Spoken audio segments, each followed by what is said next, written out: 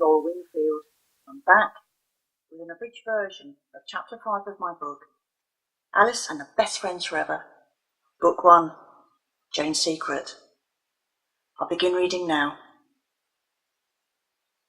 It was 9:43 a.m. and Leo, Dermot, Brian and Joel were supposed to be in school. They all knew that they would get into trouble yet again for playing truant. The school was worth going to only at dinner time for a cheap meal. And they might have some fun if they could find someone alone whom they could bully. They decided to go to the recreation ground. As they walked there, they discussed what had happened the night before when they had followed Alice home, puzzling over what had frightened them. But none of them could recall anything except darkness, or remember why they had suddenly been convinced that they were in terrible danger. When they arrived at the recreation ground, they shelved the puzzle for another time. It was another mystery, like when they had tried to follow Jane home to ambush her, and when they had set out to wreck the Archer's car. They found Philip Jones and Nathan Corrie sitting on a wooden bench by the children's play area, drinking cider and smoking. Leo recognised Phil and Nathan from a different tutor group at school. He decided that his gang was going to have some fun with them, until Phil and Nathan suggested that the bigger Leo's gang was, the better it could stand up to other gangs, and offer to share the cider and cigarettes. Then Leo decided that they were worth being friends with instead. The play area was deserted, and the boys played on the swings and other toys. Then some mothers started to arrive with young children, and they decided to move on. "You can come with us if you like," Leo offered, and Phil and Nathan accepted. They would be respected if they were part of Leo's gang. No one wanted to mess with Leo's gang. "Yeah, all right," Nathan said. "Where are we going?" "Let's go to the shops, yeah?" Leo suggested. "Let's see what we can find. We can get some drink and food and get together later tonight." To cement his place in the gang, Phil said, "I've got some girly mags. I can bring those along. We can look at them by torchlight after it gets dark." "Got to get some torches then," Leo suggested. "And the batteries to go with them. Don't forget," Joel reminded them. Leo glared at him, and he looked away, aware that he'd overstepped the boundaries. Leo kept his leadership because he could beat up any of them. As they had been speaking, they had been heading for the nearest shopping centre. The boys would split up and pretend they were not together, knowing that they were less likely to be noticed if they were acting in pairs, one doing the stealing, the other keeping a lookout. Leo usually went with Dermot, who usually acted as lookout, since he couldn't see what was on the shop shelves very clearly. He would never let on to Leo that he was short-sighted, and couldn't see if they had been spotted until it was far too late. So far, their luck had held. The pickings were slim. There were just too many watchful eyes, suspicious of the boys. Joel, with the other short-sighted boy, Brian, acting as his lookout, managed to steal a couple of small torches that he could hide in his pockets, and a single pack of 4 batteries, before the shopkeeper looked in their direction and shouted, "Hey! What are you boys up to? Get out of here!" Nathan, with Phil acting as his lookout, managed to steal some chocolate and biscuits, but no drink. The shopkeeper became suspicious of them before they could. They assembled away from the shops in a side street to examine their haul.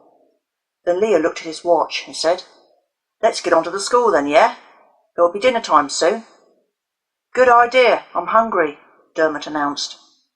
They strolled to the school, always keeping a lookout for CPSOs or police officers, and hung around over the road from the school's main entrance, waiting for the dinner bell to go.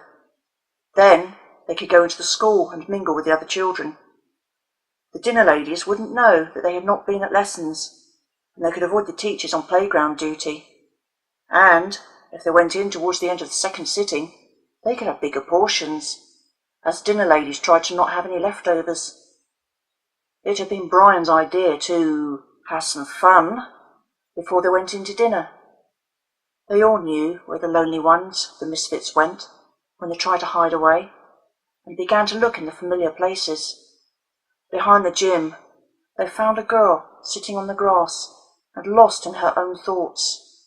When she saw them coming towards her, she stood up and made to run, hoping to find help in a more populated part of the school. But she was a girl, and they were boys, and they could run faster than she could. They caught up with the girl, whom Leo recognised as Alison Moore, and surrounded her. She looked around at them, a mixture of fear, pleading, and hopelessness on her face. She was trying hard not to cry. It would make things worse. But she couldn't stop the tears, and when the boys saw them, they attacked. Apart from the occasional sniff, she never made a sound, but it didn't stop the boys. They were too hyped up to stop. "What have you got in your bag? Let's see," Leo said, and snatched the school bag from Alison. She tried to keep it, but he was too strong for her. With a practised yank, he tore it from her grasp. The boys crowded around as Leo unzipped the bag and emptied its contents on the ground. As well as books and other classroom equipment, there was a purse and a mobile phone. "Ooh, what's this?" Leo asked, snatching up the phone. Alison's grandmother had given it to her. Its loss would be devastating. Dermot picked up the purse and took out the money that Alison had brought for the end-of-year school trip and the coins to pay for her school dinner. "Hey, look at this," he invited. "We'll have a feast and get smashed tonight. There's enough here for some smokes too." "P-p-p-p-p-p," Alison said, trying to plead with them to stop, and unable to make it past the first letter of please. She tried to grab back the phone and the money, and Leo and Dermot deftly, and with long practice, snatched them away from her reaching hands. Leo added insult to injury by viciously mimicking Alison's stutter. "Please," he crowed. The other boys laughed and began a ragged chorus of "p-p-p-p-p-p." Then Philip, Nathan, and Joel began to kick the contents of Alison's school bag around, while Brian snatched at Alison's glasses. Alison just managed to grab them, but it was worse than if he had made a clean getaway with them. As he pulled on them and twisted them, the lenses fell out, one after the other. Brian trod on one of them, not even aware of what he had done. So intent was he on trying to take what remained of the glasses. The lens broke into 3 pieces, with a brittle crack, and in front of her, Leo was crowing, "Ooh, Granny! You've got your Granny's number here." Dermot pushed Alison to the ground and began to pummel her. She and Brian still hung on stubbornly to the ruined glasses as they stretched and distorted and the frame broke. Then suddenly they stopped.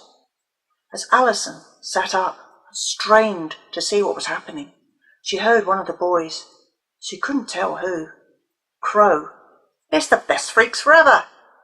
And the rest of the boys laughed. Then Alison heard Leo demanding, "What are you looking at?" She heard a girl's voice, but couldn't see who it was. She could only be grateful that the assault had stopped. "Look at you lot. You're so brave. It takes all of you to pick on one little girl." She heard Leo swear in reply, before retorting, "Yeah, you gonna do something about it?" Another girl spoke in a calm, strong voice. "Leave Alison alone," she said. Alison waited, fearful. What could they do against a gang of boys? Leo again. "Yeah, you gonna make us?" "Come on then," Dermot challenged, adding his 10p worth. "Come on then, what can you do? You're just a bunch of girly girls. Run away crying and find a teacher." Then Leo felt something in his head. It hadn't been there before. It didn't belong. It had come in from outside and he felt it, boring into his brain. It was not a physical sensation and not painful. It was just there. Whatever it was, Leo felt it push on something in his brain. He couldn't stop what happened next. As he felt the presence withdraw from his brain, he wet himself. He looked down at himself and couldn't believe what was happening. He looked up again and into Jane's eyes and knew it was something she had done. Finally, the other boys noticed that Leo had gone quiet and looked at him. Their expressions were puzzled, then astonished, then disbelieving. Finally, they grasped what had happened and began to notice the smell. Their expressions turned to disgust and they moved away from him. Then they began to laugh, pointing at him, bending over under the strain of their mirth. Suddenly, Leo wasn't the powerful gang leader anymore. He had fallen from grace. He looked at his former gang and screamed, filled with humiliation and rage. Already he had forgotten the presence that had entered his mind, but one memory remained: Jane's staring, all-knowing eyes. He needed someone to blame for his downfall, and more than ever, he hated her.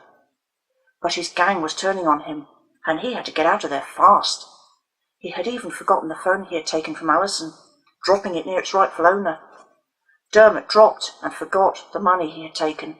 His attention switched to turning on their former gang leader as Leo fled around the corner of the gym and towards the toilet block, looking for somewhere to hide. But the gang wasn't going to let him. He had shown weakness, and they could never forgive weakness. He ran, and urine dribbled down his trouser legs, the wet, toxic material beginning to chafe his skin.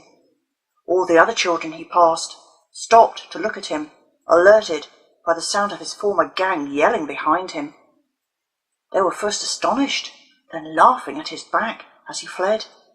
Many of them had been victims of Leo and his gang, and they were pleased to see the bully given a taste of his own bitter medicine for once. The boys followed him to the toilet block, but stopped outside it. The second dinner whistle shrilled, and they remembered why they had come to school at all. The sound reminded them that they were hungry. As they veered off towards the dining hall, Dermot joked, "Saved by the whistle." The other boys laughed.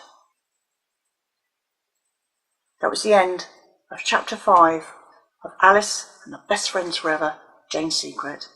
I hope you enjoyed that, and you'll be back next week for Chapter 6. Until then, take care and goodbye.